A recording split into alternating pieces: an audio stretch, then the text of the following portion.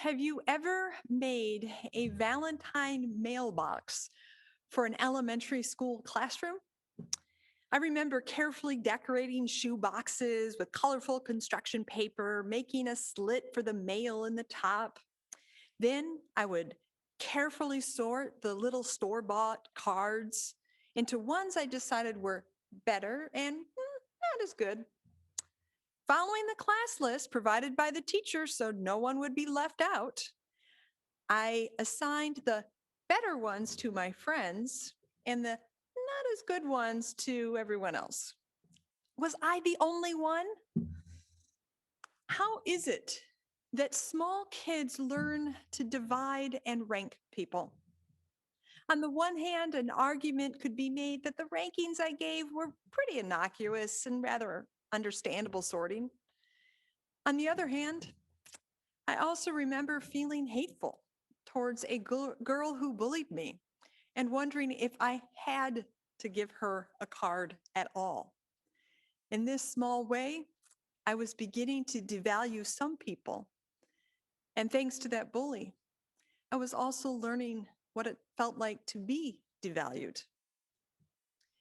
Valentine's Day does not necessarily get any easier as we grow up. There may be some magical years when a sweetheart bathes you in love, but perhaps like me, you've also known years of feeling on the outside of a holiday meant to celebrate a love that seemed out of reach or even undesirable. Now, as an adult in a long term relationship, some years we celebrate, and well, others go by with less fanfare. As Unitarian Universalists, we like to talk about love. But unlike more conservative religious traditions, I notice that Unitarian Universalists do not talk as often about marital and familial love. Rather, it seems that Unitarian Universalists are more likely to talk about love in terms of social justice, a love that is inclusive of all persons and seeks public justice, all very good things. To this end, you may have heard the quote by philosopher Cornel West, who said, "Never forget that justice is what love looks like in public." In other words, loving your neighbor often means supporting just and equitable public practices, policies that ensure kids do not go hungry, that housing is affordable, and Black and Brown lives are not devalued as lesser in the public square. Since today is Valentine's Day, a holiday that lifts up intimate love between spouses, partners, and sweethearts, as well as between good friends and other close relationships, I want to consider the converse of West's statement.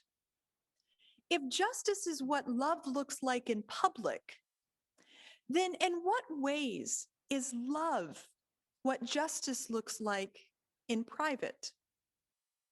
In what ways might we understand love in our close relationships as an expression of our values of equity and justice in human relationships? In psychology, there is an equity theory of love, which explores the role of equity in close relationships. As I understand it, the equity theory of love suggests we do need more than love, no matter what the Beatles once sang.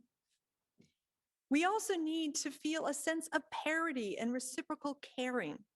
To sustain a long, healthy relationship, the equity theory suggests we desire a sense of fairness in our interactions. When considering the equity theory of love, it is important, however, to consider how equity and equality are not exactly the same. As the website Mental Floss sums it up, equality is about dividing resources in matching amounts, and equity focuses more on dividing resources proportionately to achieve a fair outcome for all those involved. This distinction is important in intimate relationships that often bear complex dynamics between two very different people. As the song we heard earlier, Let's Call the Whole Thing Off, playfully names, differences can threaten to unsettle relationships. In a relational context marked by differences, attempting to apply equal treatment and responsibilities between two people can be a recipe in disaster. A call instead for equitable dynamics is an effort to recognize how people bring different contributions and different needs to a relationship. Equity seeks to foster fairness within the particularities of who we are. This need to acknowledge the particular experiences of people is certainly true when we speak of public equity. As critical race theorist Kimberly Crenshaw writes, treating different things the same can generate as much inequality as treating the same things differently. I hear wisdom in Crenshaw's quote, not only for racial justice work and social structures, but also for how we interact with those closest to us. If your relationship is anything like mine is with my partner, Bill, issues of equity pop up from time to time. For example, a few weeks into the COVID shutdown, we had to reevaluate our previous breakdown of food and kitchen related labor. Suddenly, we were eating at home all the time, and the house cleaner was not coming by. The kitchen quickly showed the impact of both of these changes. Talking it through, we aimed to divide the labor equitably based on our skills and capacity. Bill has an amazing ability to tackle daily chores. This is a man who flosses every day, ever since I have known him. So he took on the daily dishes. I operate better in bursts of energy, so I took on the deep cleaning, detailed projects. Last week was the rather unpleasant task of cleaning grease from the underside of the stove hood. There are days this pattern shifts.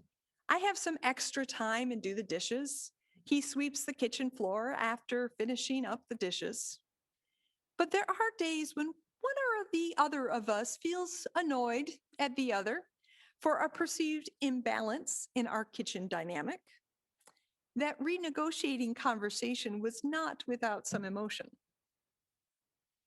To endure the shifting dynamics of relationships, columnist David Brooks describes the need for couples to adopt a crooked timber mentality. He draws the idea from philosopher Immanuel Kant, who said, "Out of the crooked timber of humanity, no straight thing was ever made." For Brooks, a crooked timber mentality tends to see life as full of ironies.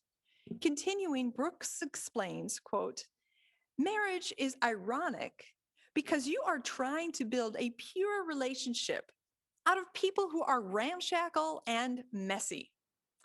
There's an awesome incongruity between the purity you glimpse in the love and the fact that he leaves used tissues around the house and it drives you crazy," end quote.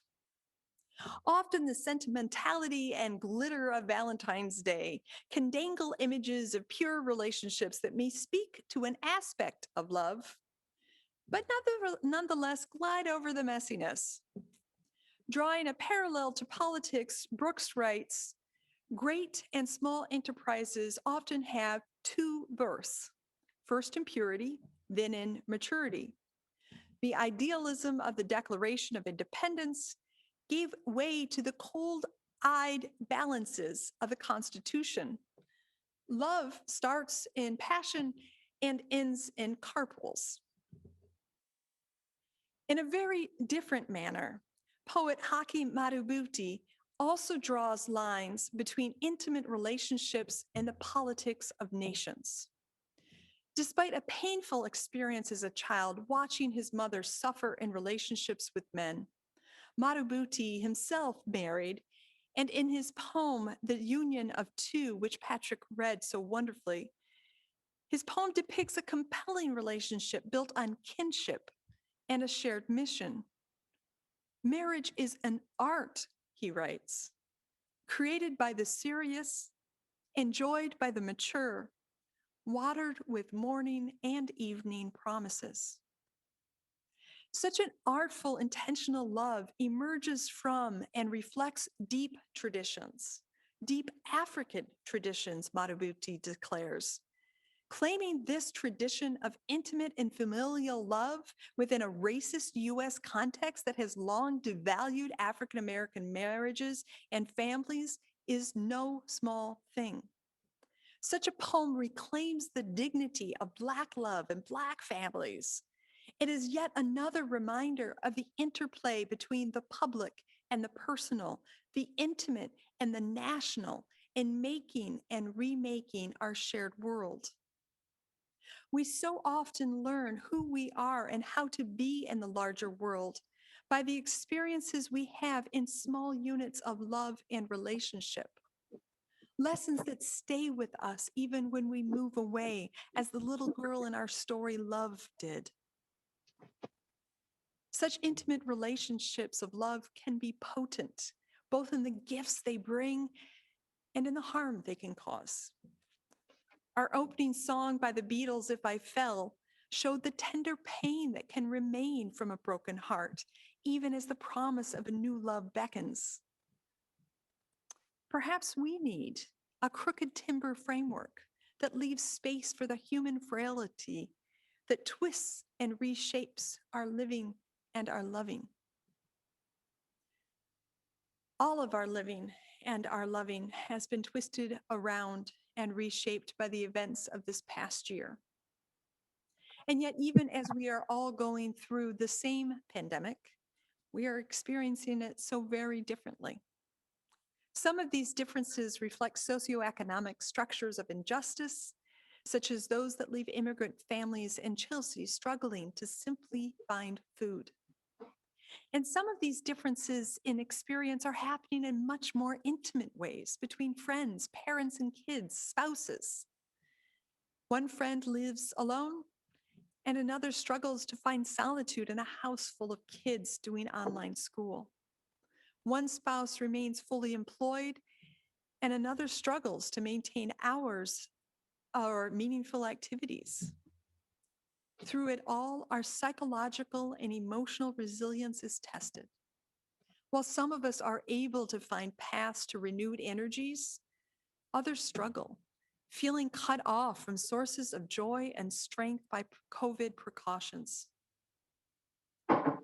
We may be together all facing the pandemic, but we are different in our experiences and our responses. Whatever early ideal we may have held about a purity of togetherness has long been sullied by the daily experience of pandemic life. Adding weight to the pandemic challenges, we have also faced an unprecedented election and transfer of power, all while continuing to face an ongoing reckoning with racial injustice in the US. In response, many of us have engaged with political activism in hopes of a better, more inclusive, and equitable nation. All of this while still negotiating our close relationships with spouses, parents, friends, and kids. I am left wondering, perhaps like we do activism in the public sphere to fight for a more equitable world, could there also be times we need to do some intimate activism in our close relationships? What could it mean to each of us that love is what justice looks like in private? In what ways do our values of equity and justice show up in our close relationships? Marriage researcher John Gottman describes contempt towards a spouse as a strong predictor that a relationship is in trouble. As discussed in last week's sermon on hatred, contempt reflects a disrespect for someone that you see as lesser than yourself. That's a problem, you can see. In contrast, choosing to foster a sense of equity in a relationship cultivates mutual respect, even across differences. 19th century Unitarian minister and abolitionist Theodore Parker once wrote, It takes years to marry completely two hearts, even of the most loving and well assorted. A happy wedlock is a long falling in love. Just as building justice in public takes persistent attention, fostering love in close relationships also takes time and intention. On this Valentine's Day, may we all recommit ourselves to equity and love for our proverbial neighbor in public and for those closest to us. So may it be. Amen.